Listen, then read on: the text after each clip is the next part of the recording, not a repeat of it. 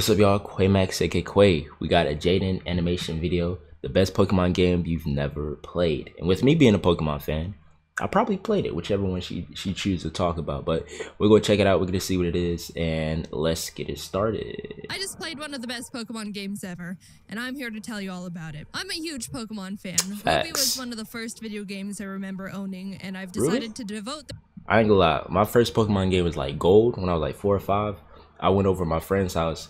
And I went to use the bathroom, and on top of the toilet, there was a Game Boy Color with the gold in it. I started playing it. I liked it, and then magically, it just left his house and came in my house. I don't know how it happened, but, you know. The rest of my life and soul to the franchise. Allegedly. And by that, I mean I'll play the new games when they come out. Do I have to like them?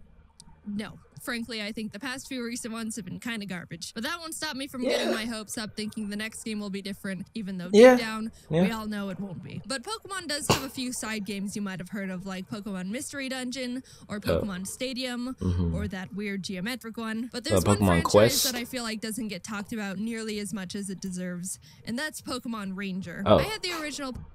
I haven't played this game before. My friend had it. I saw him play it, but I didn't like the way it looked back in the day. Like, for me, back in the day, if it wasn't a main series, and if it wasn't like Stadium or like Mystery Dungeon, something like a popular side series, I wasn't interested. So I missed out on this one. Pokemon Ranger game as a kid, and I remember two things about it. I liked it, and circles. Lots of circles. The flashbacks are beginning. When I remembered Pokemon Ranger existed, I decided to look it up and see if it was worth possibly making a video on, and that's when I realized there were actually 3 Pokemon Ranger games. Pokemon Ranger Shadows of Almia, and Pokemon Ranger Guardian Sun. Yeah, and I think my friend had the first 2. I think he had the first 2. I don't remember him having the last one, but I do remember he had the first 2.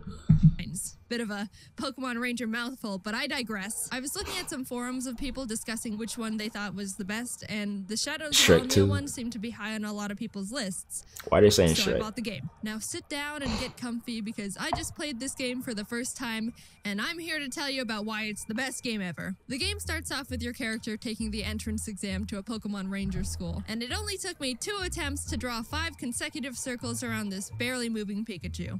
You're dang right that's impressive. I guess that's all it takes, because now I'm officially a member of this secret army for this inscrutable team school plotting to rule the world. Oh, he's just kidding. Yeah, it's a normal school. I'm introduced to my class, and for some reason they've been like starved for new human contact or something, because they're bombarding the teacher with questions. Are they a boy or a girl? Which is it? Is she cute? So I'm introducing myself, and apparently the teacher catches this Keith kid looking at me with a big grin. Anyway, you go sit next to Keith. Oh, okay, just plop me right next to him. Yeah, I don't mind or anything. Thanks, Teach. Anyway, you get a tour of the school from this girl with me, meeting the other teacher, Mr. Kinsaid, who's apparently a stickler for making sure kids don't run in the hall, and this kid, Isaac, like most teachers, Mushroom Hair. Both my IQ and my height in centimeters are 163.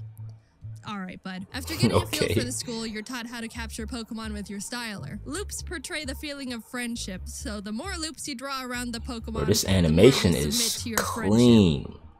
That's nice. Touch the Bidoof. You finish the school day. This animation is great. Oh my goodness. All the students decide it's initiation time. Get up, sleepyhead. It's 4 a.m. Time for your student initiation. Yes, sirs. They tell you to find all 4 of the stylers. Wait, was that from a meme? That was from a meme I've seen. Yes, sirs. They tell you to find all 4 I think that was. What the around the giant school, and after doing so, you have to put them in the basement. I forgot the name of it though. So you head down there after finding them all, and are in the basement when... Why are you down here? Only I'm permitted to be in the basement. Leave now! Anyway, Isaac, have you finished testing my very secret experiment no one can know about?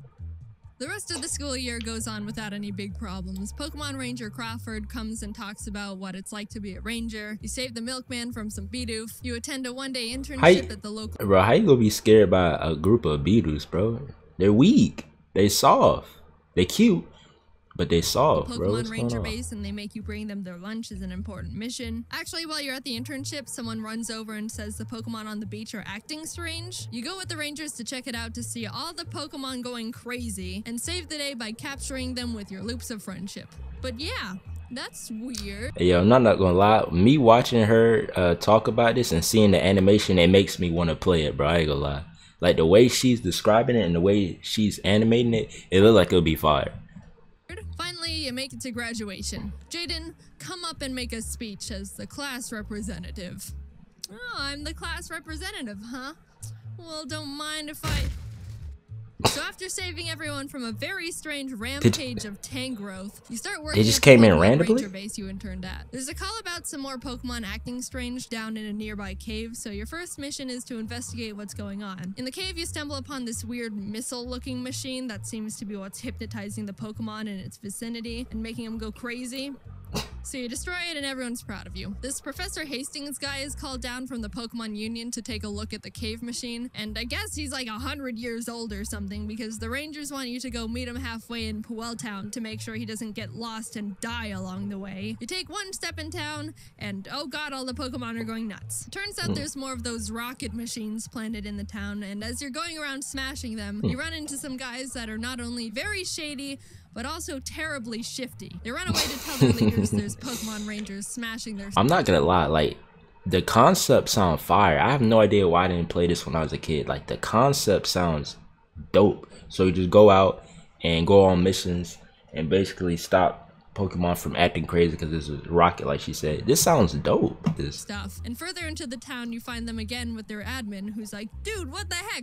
What do you have against our Giga Remos, you vandals? Treat things with respect. And then attacks me with Rattata. Game don't look too bad either. Not gonna lie, their battle music kind of bangs though. This is slowly walking. Yeah, it do kind of go. Yeah, it do kind of go. Turns out they're part of this gang called Team Dim Sun, and after capturing their Pokemon with friendship loops, they decide to retreat. We're able to find Professor Hastings and bring him back to the base to analyze what we now know are Giga Remo machines. He finds a tiny black crystal in the center that seems to be the thing that allows Team Dim Sun to control the Pokemon. The base considers this a problem, which is reasonable. And now the Pokemon Union starts getting involved, which is like the big head honcho of Pokemon Ranger bases where all the Ranger prodigies are. The story continues as the Union tries to uncover more about what Dim Sun is up to, and you keep interrupting their plans. You catch them trying to drill a tunnel in the side of a mountain. Really Dim Sun? You catch them having a secret base and cargo ship in the middle of a volcano, which Mr. Kincaid is found to be part of Dim Sun. Big surprise, didn't see that one coming. You haven't been running in the ship's hallways, have you? You catch them mining hundreds of dark crystal shards in an abandoned mine. That one was a bit of a problem because apparently there was the mother of all shadow crystals. They are powerful enough to power this incredible machine they're in the middle of developing that they plan on using to control all the Pokemon within a 500-mile radius they got their grubby hands on and helicoptered away to their headquarters. Probably should tell someone about that. But the good thing is we ended up finding the diary of the Dim Sun president's father, who writes about how if we gather these 3 gems called the Tears of Princes, the gems will be able to combine their power and negate the power of the Shadow Crystal. That sounds dope. Alright, let's go do that. The first gem is told to be in this giant ice castle called Alima Castle, and on the way there, you run into Dim Sun grunts trying to stop you. They're not hard to deal with, and they start getting a bit frustrated.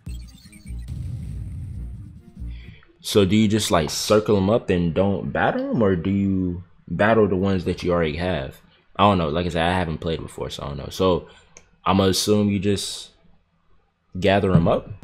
That don't seem bad though. Still, I want to pay you with a snowball. Hard. Yeah. You make it to the castle after swimming through a bunch of ocean boulders and whirlpools that totally didn't slow me down at all, and end up at the castle where Dim Sun is already running around in trying to get the gem first. These guys are blocked from going any further because this giant chunk of ice is in front of the door, and the grunts are like, man, that's a big hunk of ice. If we made snow cones out of it, we'd be able to feed like 403 people. And then they see me standing there and are all, hey, that was real specific. What are they called again? Pokemon Ranger? You came for a snow cone? You deal with that whole situation and end up in the room just before where the gem is being kept, where you're introduced to one of the members of Team Dim Sun's Sinistrio, Ice. Outfit fire. I don't know what his deal is, but he called me Jaden Noob and then dabbed, so I had to murder him.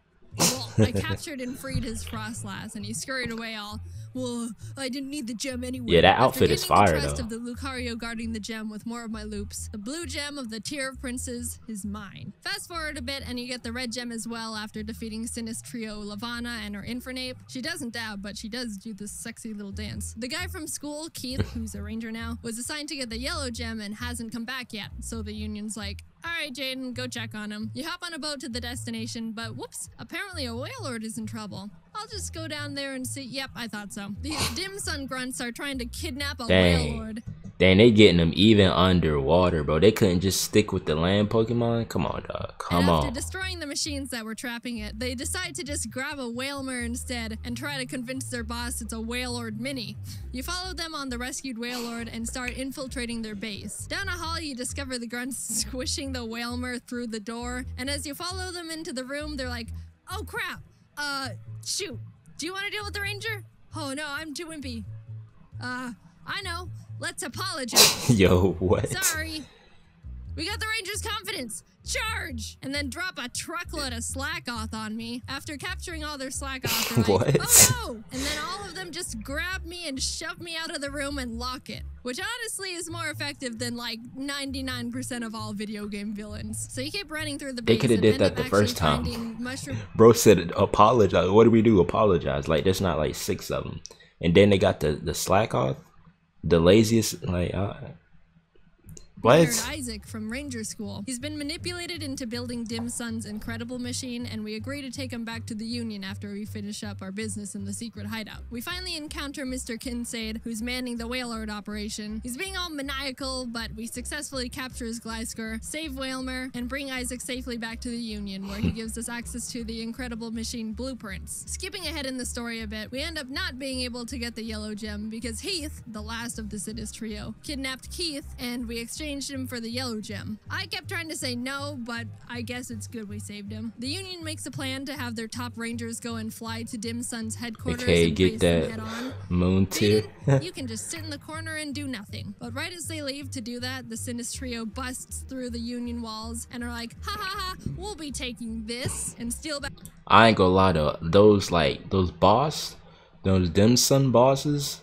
Their outfit is fire, all 3 of them. Back Isaac because they need him to complete the incredible machine by midnight so they can activate the Shadow Crystal. Isaac complied because they threatened to kill his sister or something. So new plan, now I have to get Isaac back and basically destroy the machines that were protecting their building / incredible machine because, oops, I didn't mention this before, but they turned their entire building headquarters into the incredible machine. What? We basically just waltzed right through the front doors of the headquarters. Heh, that'll stop people from entering. What?